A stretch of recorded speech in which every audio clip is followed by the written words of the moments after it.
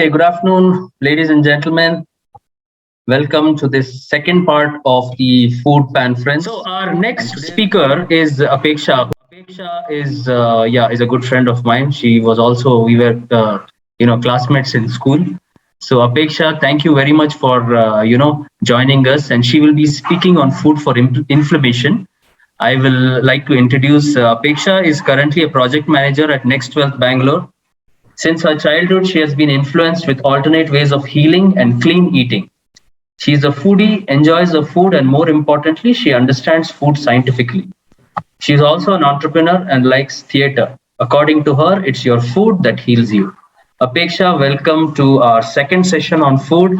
Over to you to speak about food for inflammation. Thank you so much, PANIEL, and thank you everybody for taking your time off on a Saturday afternoon. It's a lovely day outside, and I'm sure you'd want to take a nap. But thank you for attending this session. And this is my first time that I'm actually shall be sharing my little journey in food from the time that we were children, and how our parents oriented us towards healing with foods at home, right? And I'm sure all of us as Indians, Indian families, we've grown up understanding that, okay, if you have this problem, you do that. And then it's all about home remedies that we've picked up, right? And as a personal interest, I thought it was good to use food to heal yourself, because today, with the kind of lifestyles that we are leading, it's not a very happy place to be in. While our lifespan has increased, it's not just been a very good place in terms of the nutrition that we're getting. Lifestyles have become very easy and convenient and all of that, right? And it's leading to a lot more of new diseases and things that we didn't see in our parents' generation. We are seeing it in our generation. Okay, I've just made one little document to talk about inflammation. I'd like to share that with you. Just one second. Can you all see my screen?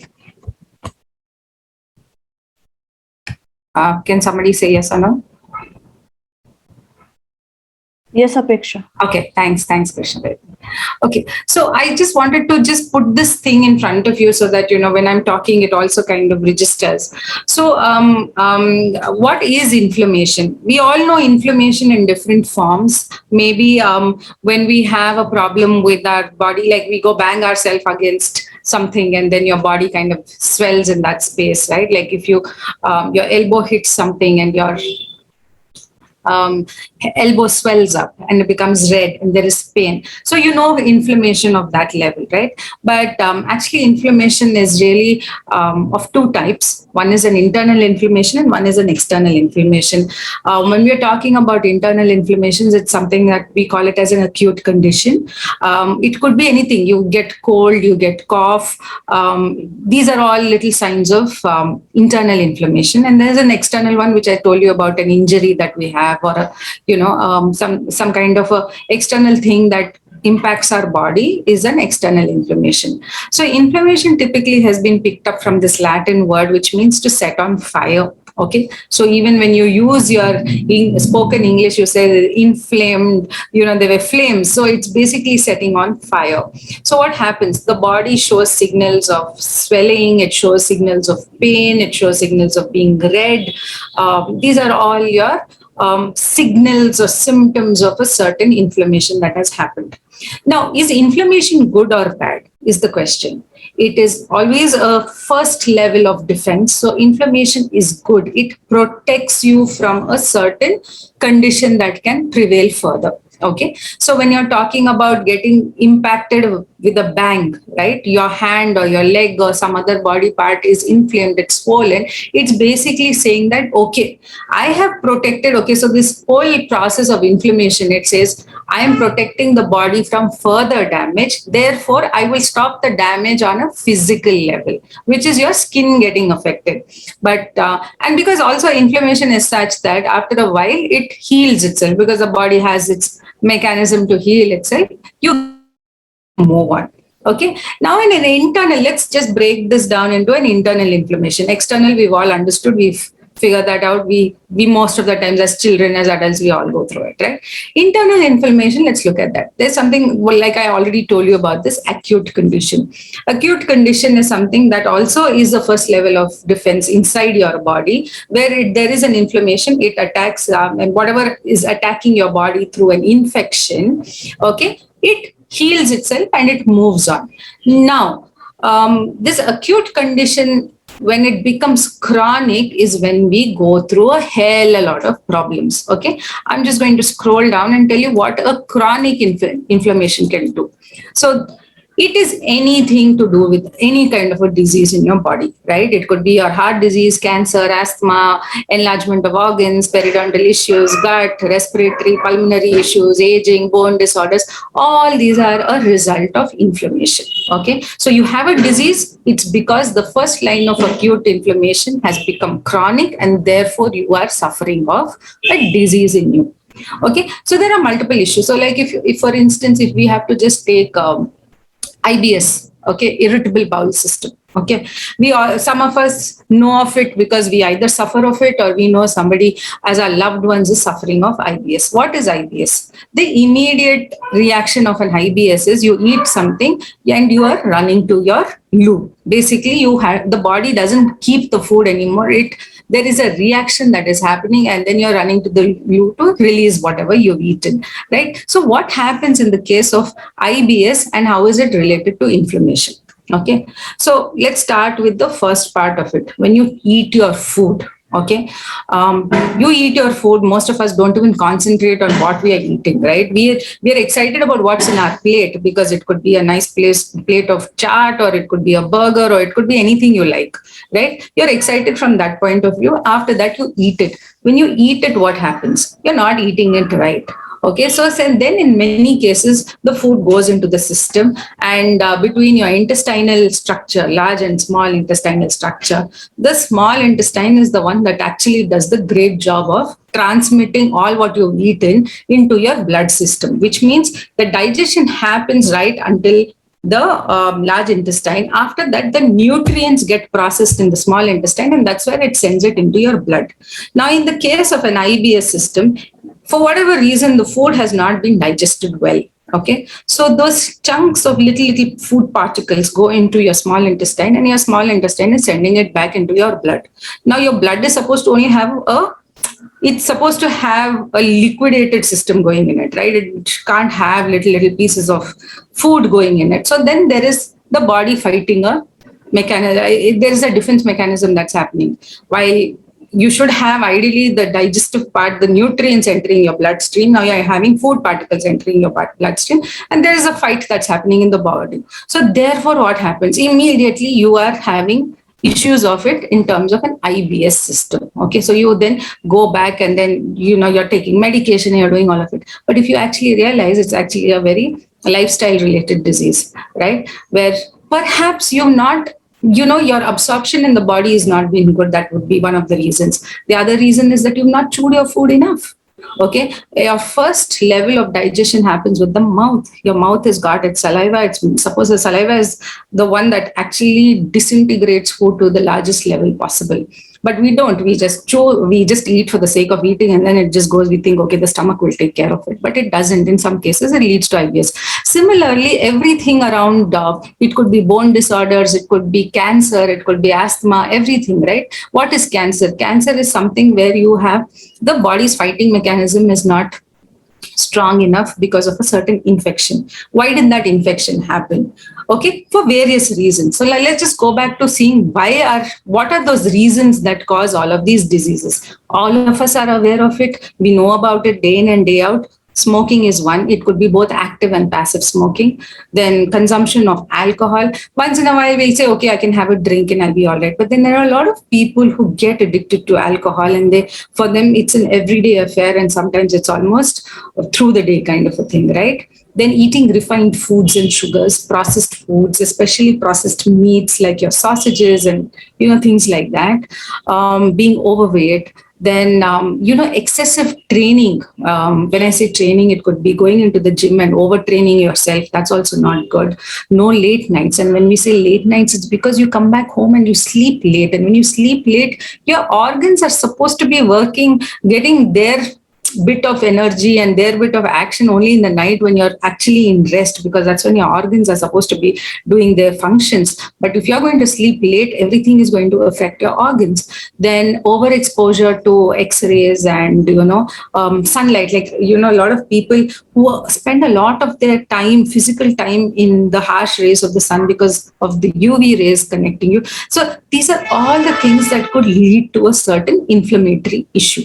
Okay, so there again, then you say, okay, now how do I get rid of all this? You must understand, as much as inflammation is your first line of defense to the body fighting off some kind of an infection or injury, you must understand it needs that kind of energy to fight it all out. How do the foods help?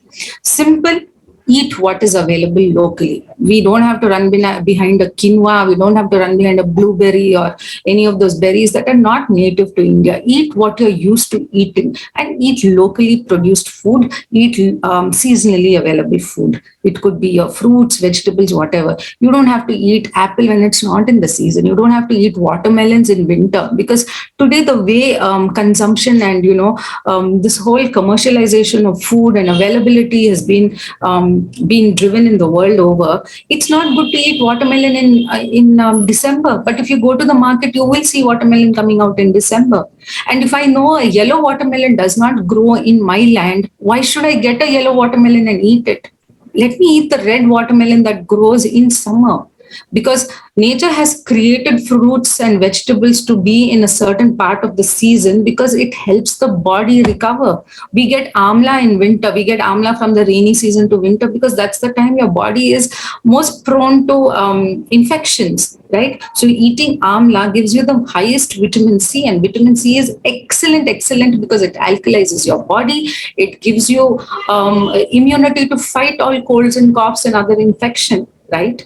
And so therefore you must understand that and do what is needed. Buy greens come out the best in the winter time, so have as much as greens possible, right? So here I've just listed out something that we all know. We're talking about growing local fruits and vegetables, eating only that, green leafy and cruciferous vegetables.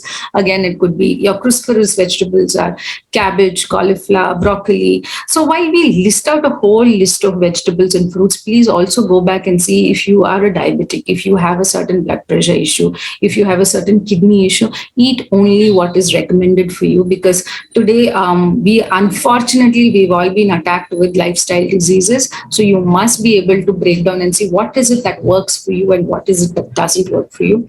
Protein is very important. Like Krishnaveni did speak to us about having the right amount of protein, because protein it helps generate better. So your organs start working better. Yeah, the new life inside the body comes with protein. Okay. Spices, especially for inflammation, spices like ginger, pepper, cloves, turmeric, excellent. We make kashayams in South India, we call them kashayams, but in North India, you call it kadhas. Make a drink of all this, because this goes and keeps your organs going well.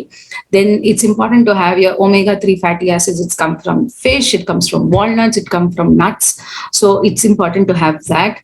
Cold pressed oils. See, today, one of the biggest issues that we are facing is of the refined oils that we consume. And because of those refined oils being used multiple times, it really is something that's infecting a lot of our bodies. We do not understand it because we don't see symptoms immediately, but it's also, it has a slow effect on our bodies, and that is causing a lot of problems. And cancer is one of the reasons why, refined oils is one of the reasons for cancer being a part of it.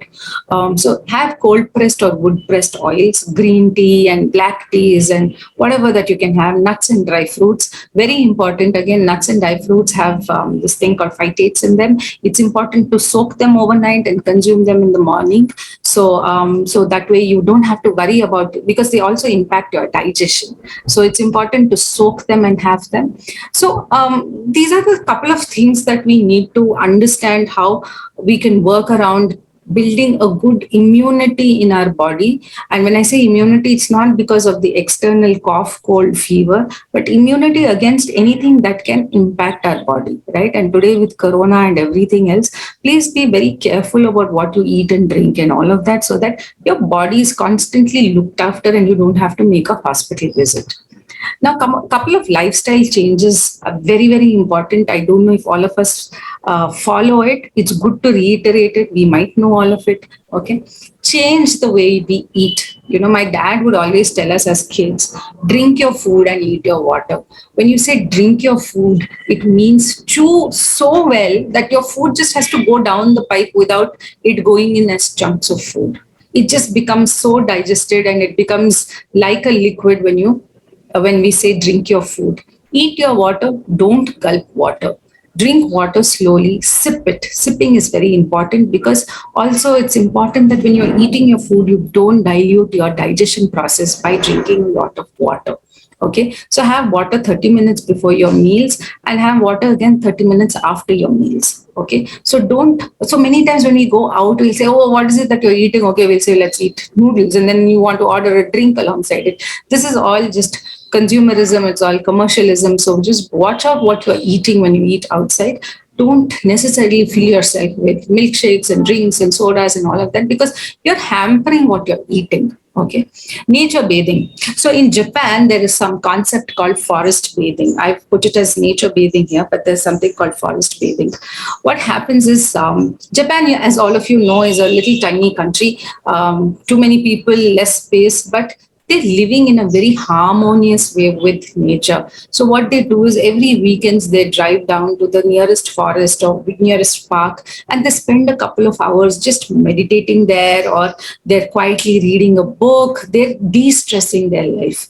And the more you involve yourself with nature, the better it is, because everything that has to do with good health comes from nature, be it the fresh supply of oxygen, because oxygen is so important for your organs to run well. Okay, it's not because we get that prana and we are surviving. It's not because of that. Oxygen is very, very important for every cell in our body to actually function very well. So nature bathing is very important. Go to a park, go to any place that you find has more than 10 trees, sit there and relax yourself. Don't go there listening to loud music. Don't go there with with stress in your head, but go there to de-stress yourself. Meditation, all of you all know, every day 10 minutes, 20 minutes, 30 minutes, 1 hour of meditation is fantastic to the mind and body. Dry fasting is so the most Hindu families have this thing called Ekadashi fasting, right? So what do? You fast on those days without eating. Okay, some families also resort to eating certain types of foods, but I will not talk about that. But dry fasting is very important because your body has eaten enough in its lifetime. Okay, if you don't eat a meal one day is fine, but what it does is the body starts, the circulation gets better because the body knows food is not coming in today.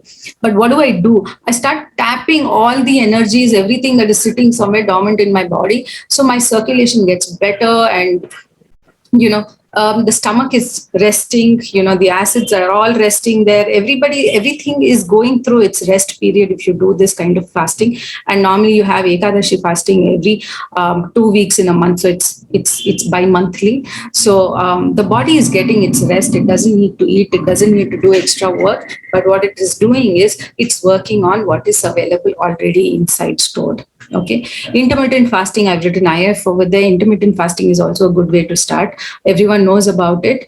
You all can go and study a little more about it. And lastly, but least, is physical activity. Go for your walk, do a yoga session in the morning for about 45 minutes to an hour, do your pranayama, do any kind of a gym activity, but don't overstress yourself. These things are important because, like you, as much as you live, your organs help you live, and your organs also need exercises. Your organ needs to breathe, and if all of them are working together, you are in a healthy state. But if they're not working together, that's when you get into all of this. So this is really what I wanted to share from what inflammation means. It's in a very brief note, but while I was doing a lot of study around inflammation, I also realized that different foods have different chemical compositions and nutrients that they give us.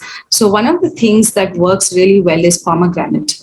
Okay, every day right now pomegranates are in season. Please have a bowl full of pomegranate every day in the morning. Best time is to have it in the morning, before your breakfast or after breakfast. Have it, have a juice of pomegranate. It's extremely good for both diabetics and all people. So pomegranate is one of those non-fussy fruits. It doesn't really trouble you too much. Okay. Also, I'd like to just say, unless you have severe kidney issues, perhaps maybe you can stop. You don't have to have pomegranate, but it really helps fight cholesterol. It helps fight, inflammation, because there is it really goes to the lowest level and helps, lowest level matlab at your cell level, and it helps your cell regenerate all the time. And it really helps with people who have diabetes. It helps a lot of cancer patients. Pomegranates are fantastic for cancer patients. It's good for Alzheimer's. It helps in reducing your fatty liver. And like I said, kidney issues are something that you'll probably have to think about it before eating, but otherwise they're fantastic.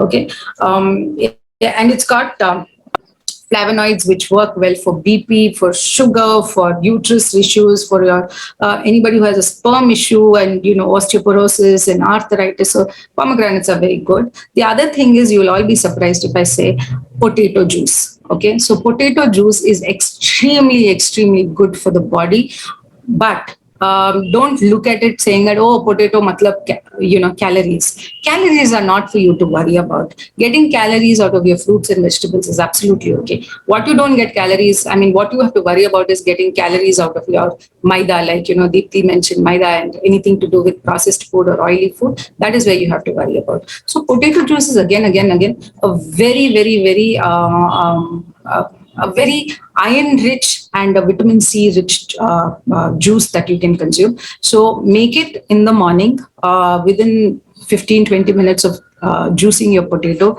Please consume it. It's extremely good for your health.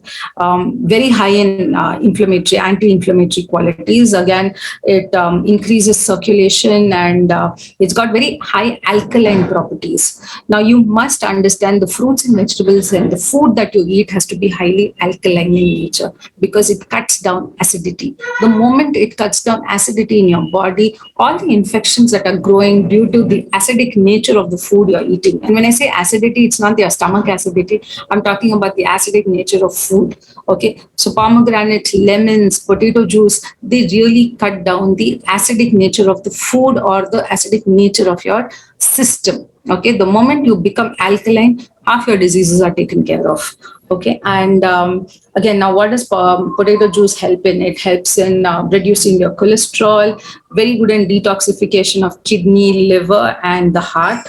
It's got high potassium. So people who have issues with potassium may want to stay away from potato juice. And extremely good for your face. All of us know it's a bleaching agent for the face. So you have oily face, you have dry face, you have patchy face, apply potato juice. Okay, good for the hair as well. You can put a little potato juice in your hair, scalp, and give it a massage before you take a bath. Reduces puffiness of the face. And because it's high in potassium, iron, and vitamin C, it's excellent for your body. We say that to have iron, we need to have vitamin C, because iron will not be absorbed without vitamin C. So one glass of potato juice has enough iron and vitamin C, so you don't have to worry about saying, oh, I have iron now, how do I digest it? Because I don't have vitamin C. Nature has made it fantastic. It's got iron and vitamin C. So these are the two things that I wanted to share because of this weather. We have pomegranates growing and it's available. Please go ahead and get them and eat them. Either eat them or juice them, does not matter. Potato juice is very important. It's not about eating the potato, but it's important about how you juice the potato and drink it. So this is what I really thought I could share with all of you in terms of what inflammation of the body is. I hope you've got something to take home today with.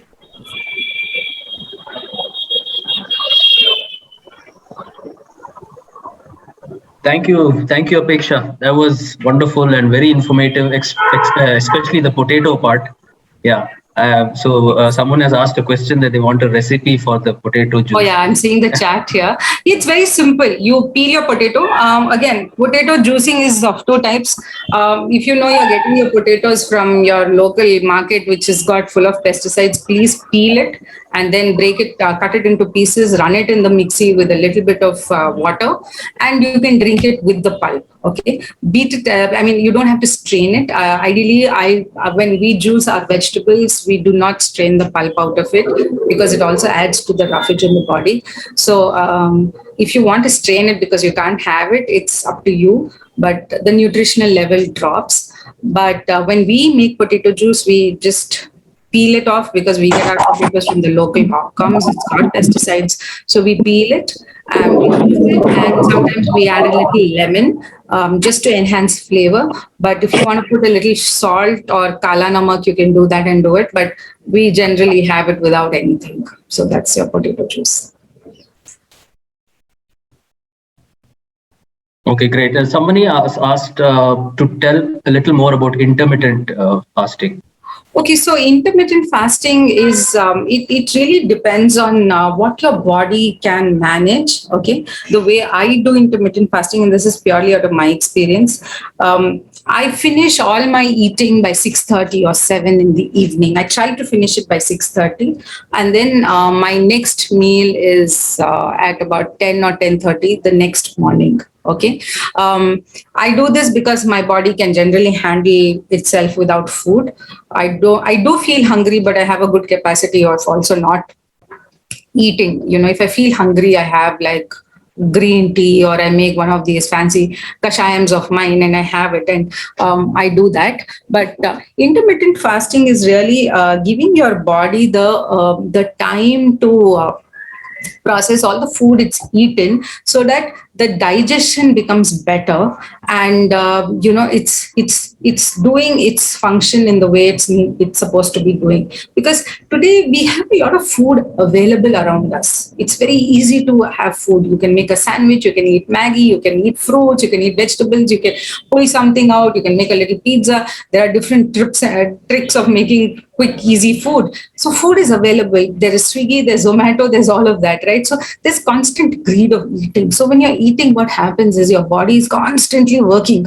There is a digestion process that's happening. The blood is doing something. The organs are doing something. The nutrients are doing something. Everything is working in the body, and you don't really need to make your body work so much, right? So this is so intermittent fasting in that sense is, it doesn't say do an entire dry fast through the day. You eat whatever you eat maximum till 7 or 7:30 or 8 also. Okay. After that, it says do not eat, and do not sleep immediately after eating also. So you wait for a couple of hours, 2-3 hours before you sleep. So you sleep early, you get up early, and you break your fast with perhaps a juice in the morning, a vegetable juice, no fruit juice, a vegetable juice, and then you eat your first meal either at 10 or 10:30, giving yourself basically about 12 to 16 hours of fasting. Okay, so it might not be very easy for many people to do it, but this is when you're fasting, your body is actually recovering from all the work that it's doing, right? When you're eating it, you're giving it a lot of work to do. So it recovers from all of that, and then you eat your first meal at 10 or 10:30. It could be a breakfast, or it could be a direct lunch. Some families eat their brunch at about 10:30, 11, right? So it could be that. So you could talk to your doctors or nutritionists, or you can go on Google and understand a little more about intermittent fasting. But it's not a full fast, but it's a semi-fast in that sense. Any other questions that we have? There's one more question in the chat box. Yeah, so somebody has asked, Usha has asked, can people do dry fasting for migraine and gastritis? I would suggest no. Dry fasting is a tough fast, because I follow the Ekadashi fasting not because I'm extremely religious or anything. I do it because it works well within the calendar, right? Our ancestors and everybody put it together in a certain way, making it convenient for all of us. So therefore, I do Ekadashi fasting. So my Ekadashi Ekadashi fasting is anywhere between 36 to 40 hours, depending on when I first break my meal. So there are days I also struggle with a headache if I've not eaten. So then I try, if I can't manage, I normally break it down to eating a very light meal at the end of that Ekadashi, right?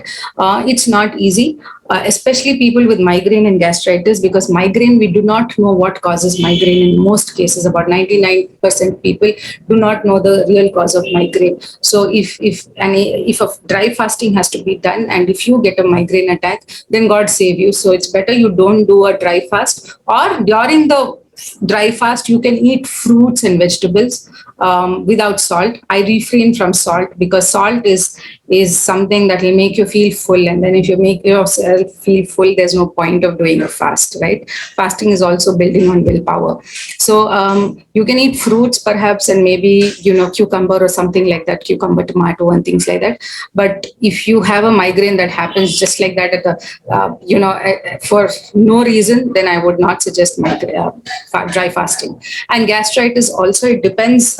If you have a big case of acidity, please do not do dry fasting, because for acidity you need to eat your meals on time. So instead you eat a more cleaner meal, so let that be your system to your method to making your gastritis better. Yeah, what is your opinion on eating food kept in the fridge? Oh, that's again. So it's a very simple thing, right? We all do it. I do it at home. We keep food in our fridge and we eat it the next day. But please understand the simple sense of food. You are making a dish, okay? And when does food get spoiled? Food gets spoiled when there's a certain bacteria attack, and that could happen because of humidity. It could happen because, what do we say?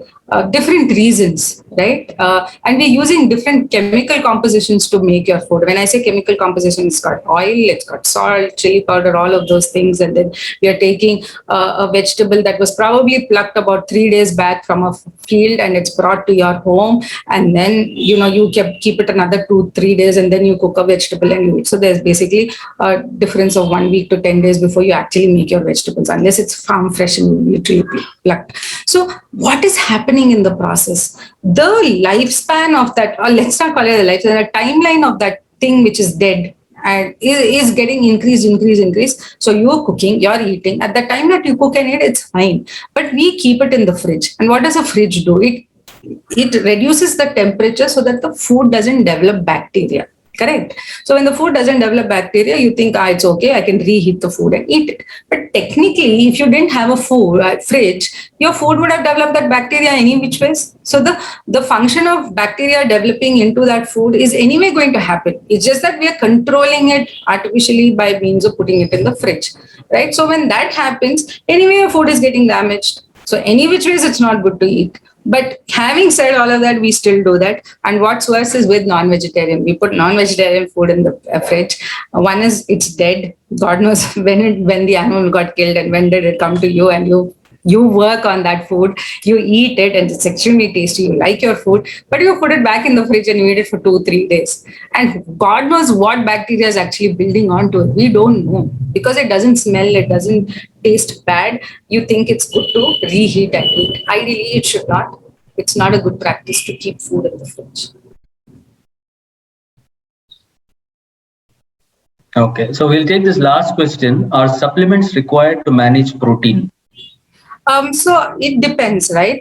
If you're very mindful about the food you're eating, nature has given us enough to manage with what is available, right?